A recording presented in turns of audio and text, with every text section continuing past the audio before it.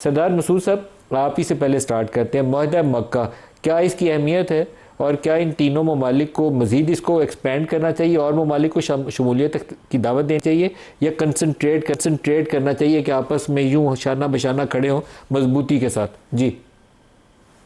ایک تو میں یہ کہوں گا کہ آپ نے اچھا تجزیہ کیا ہے، اور جو سیاسی رابطے ان تین ممالک میں یا دوسرے اسٹریٹجک رابطے ہیں ان کو بھی آپ نے اجاگر کیا ہے اور بتایا کہ کس طریقے سے ایک یہ فطری رشتہ ہے، اور جو تاریخی رشتے موجود تھے ان کے ارتقاء کے طور پر یہ ڈیفنس پیکٹ وجود میں آیا ہے.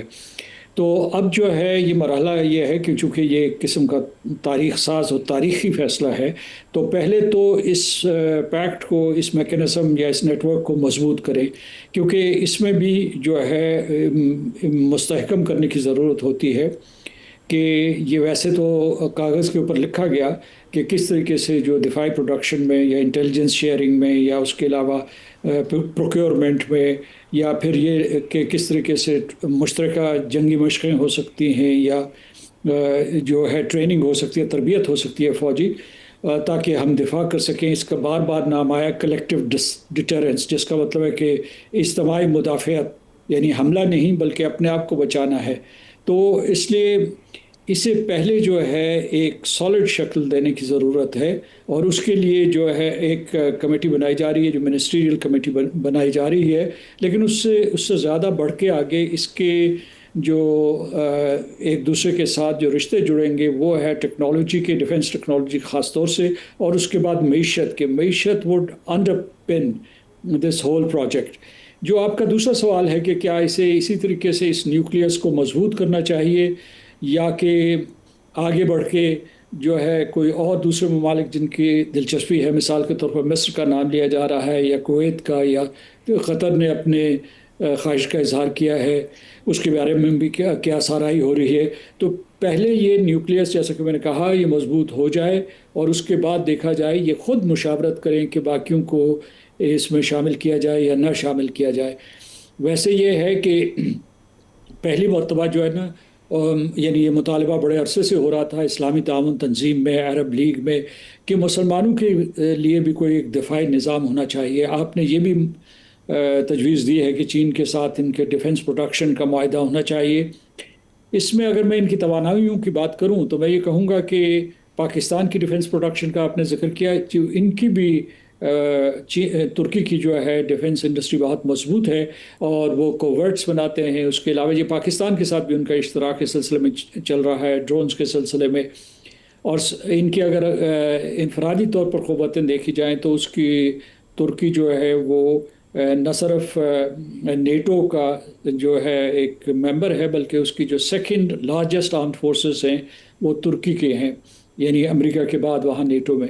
اس کے بعد پاکستان ایک جوہری قوت ہے، اور اس کے جو انڈسٹریل بیس ہے وہ خاصی ارتقاء پذیر ہے. اس کے علاوہ سعودی عرب کے پاس آئل ہے، they are also custodians of the holy places. تو اجتماعی طور پر یہ جب جمع ہوتے ہیں تو آپ یہ دیکھتے ہیں کہ ان کی جو مجموعی قومی آمدنی بنتی ہے وہ 3.5 ٹریلین کے قریب بنتی ہے، اور وہ کسی بھی بلاک کی اگر صف میں آپ انہیں کھڑا کریں گے یا ملکوں کی صف میں تو یہ 7ویں بڑی جی ڈی پی ہو جائے گی. میں نامنل جی ڈی پی کی بات کر رہا ہوں. اور جو اس کے جو ہے یہ اگر فرض کیجئے کہ اس کو 3 سے یا 4 سے ضرب دیجئے، اگر آپ پرچیسنگ پاور پیرٹی میں ان کی دیکھنا چاہتے ہیں، اس میں پاکستان کا بھی ایک اہم مقام ہے. یعنی پاکستان باقی نامنل جی ڈی پی میں تو پیچھے ہوگا، لیکن اس میں ان ممالک کے قریب قریب ہوگا، سعودی عرب اور ترکی کے. پھر دوسرے جو ہے جو اپنے افواج کا ذمہ، تو اس میں یہ بتاؤں کہ ان کی افواج جو اس میں نہ صرف جو ان کے ایکٹیو فورسز ہیں، بلکہ اس میں جو ہے ریزروز اور پیراملٹری فورسز کو اگر آپ شامل کریں تو یہ تقریباً جو ہے 2.2 ملین کے قریب ان کی تعداد بنتی ہے.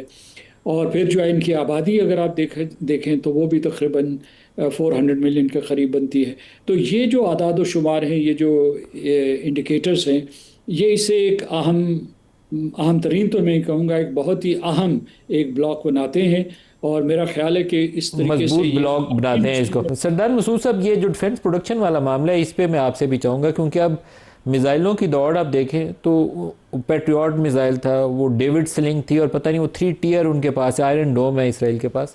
لیکن وہ جو سپر سونک میزائلز ہیں، وہ ہائپر سونک میزائل جن کی سپیڈ زیادہ ہے، کوئی 6 7 8 ماک کی سپیڈ سے وہ جو چلتے ہیں، ان کو مار گرانا بھی تک آسان نہیں ہے یہ تمام سسٹم کے باوجود. تو یہ والی صلاحیتیں ہمارے پاس ہیں، ان کو ایڈوانس بنانا آپ کو چین کی تعاون چاہیے اور سعودی سرمایہ چاہیے، اور اس میں بینیفٹ تینوں ممالک کریں گے. اس کے لیے اسٹریٹجائز کرنا پڑے گا. یہ جو معاہدہ مکہ ہے اس کی بنیاد یہ ہے کہ اس ایگریمنٹ لکھا گیا ہے، لیکن اگلے 10 سالوں میں اس کے اوپر ایکسٹینسو کام کرنے کی ضرورت ہے. مسعود صاحب صحیح کہا آپ نے. مطلب جو چین اور پاکستان کے درمیان اس قسم کا تعاون پہلے سے موجود ہے اور اس کی باقاعدہ فاؤنڈیشن ہے. یعنی نہ صرف جو ٹریڈیشنل کنونشنل ویپنز ہیں، بلکہ جو سائبر سپیس میں جو ہمارے ایک دوسرے کے ساتھ تعاون ہو سکتا ہے، لوئٹرنگ میونیشنز کے سلسلے میں ہو سکتا ہے، کیونکہ اس نے بھی وارفیئر کو چینج کر دیا ہے. اور پھر آپ نے کہا تھا ڈرون ٹیکنالوجی. ڈرون کا یہ ہوتا ہے کہ سستا ڈرون جو ہے ایک بہت بڑے ملٹری بیس کو نقصان پہنچا سکتا ہے، یا اور جو ہے اہداف کو نقصان پہنچا سکتا ہے. تو اس کی وجہ سے جو ہے ان کی قدر و قیمت بڑھ گئی ہے. ابھی ہم نے دیکھا کہ یہ قسم کی ایران کی اور امریکہ کی اے سیمیٹرک وار تھی. یا پچھلے سال مارکہ حق میں جو ہم نے اثاثے استعمال کیے، ان میں ڈرونز اور سائبر وارفیئر کا بہت بڑا رول تھا. تو اس میں ہمارے پاس استعداد موجود ہے. اور ترکی بھی جو ترقی پذیر ممالک ہیں یا جو ان کی ایمرجنگ مڈل پاورز ہیں، اس میں کسی سے پیچھے نہیں ہے، بلکہ وہ سپلائر بھی ہے. It's a seller of defence products. تو ایک تو یہ چیز ہے. دوسرے میں یہ آپ سے یہ عرض کرنا چاہتا ہوں کہ جو یہ ان 3 ممالک نے یہ معاہدہ کیا ہے، یہ اس بات کو ظاہر کرتا ہے کہ جو نیا عالمی نظام تھا یا نیو ورلڈ آرڈر تھا، اس کا شیرازہ اس طریقے سے بکھرا ہے. اور اس کا ثبوت یہ ملا ہے کہ اقوام متحدہ نے ایران اور امریکہ کے درمیان جنگ میں، یا ایران اور امریکہ اور اسرائیل کے درمیان جنگ میں کوئی رول نہیں ادا کیا. وہ ایک مہمان اداکار کے طور پر رہا. اور اس وجہ سے جو ہے لوگ جو ہے اس سے نیچے آ کے اپنے دفاع کے لیے خود انتظام کر رہے ہیں، دفاع کے لیے بھی خود انتظام کر رہے ہیں، اور ثالثی اور سفارتکاری کے لیے بھی خود انتظام کر رہے ہیں. تو ایک تو یہ اس کا ہے کہ ایک نیا نظام ابھر رہا ہے جہاں لوگ خود اپنی حفاظت کر رہے ہیں.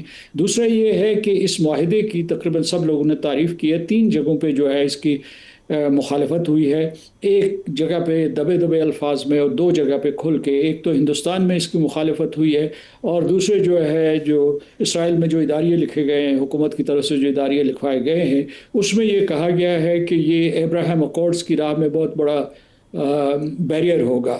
کیونکہ وہ جس طریقے سے اسے امریکہ کے پیکس امریکانو جو اس نظام میں لانا چاہتے تھے، یا مڈل ایسٹ کے لیے جو اسرائیل کا ویژن تھا اسے نافذ کرنا چاہتے تھے، اور سعودی عرب کو بھی نیوٹرلائز کرنا چاہتے تھے، کہ اس کے امکانات کم ہو گئے. لہٰذا انہوں نے کہا کہ امریکہ اور اسرائیل دونوں جو اب سعودی عرب کو کنفرنٹ کریں گے کہ کس طریقے سے وہ ان 2 ممالک کے ساتھ، جن میں سے بالخصوص ایک کے ساتھ جو ہے اسرائیل کے سفارتی تعلقات نہیں ہیں، اور ترکی جو ہے اسرائیل کو جو ہے بہت بڑا اینمی یا ایڈورسری سمجھتا ہے. تو ان کے ساتھ اگر سعودی عرب مل گیا ہے تو پھر جو ہے اس علاقے کی ڈائنامکس کیا ہوں گے. میں اس لیے یہ کہہ رہا ہوں کہ اس میں ایک تو ہمیں تکنیکی سطح پہ تیاری کی ضرورت ہے کہ جو ہم نے کہا ہے وہ کر دکھائیں، کیونکہ اس میں جو انٹر انسٹیٹیوشنل کولیبوریشن ڈیولپ کرنے میں خاصا وقت لگتا ہے اور خاصی صلاحیت چاہیے. دوسرا یہ ہے کہ اس کی جو ڈپلومیسی ہے یا جو اس کی اسٹریٹجی ہے اسے مینیج کرنے کے لیے بھی وی ول ہیو ٹو بی نیمبل فوٹڈ.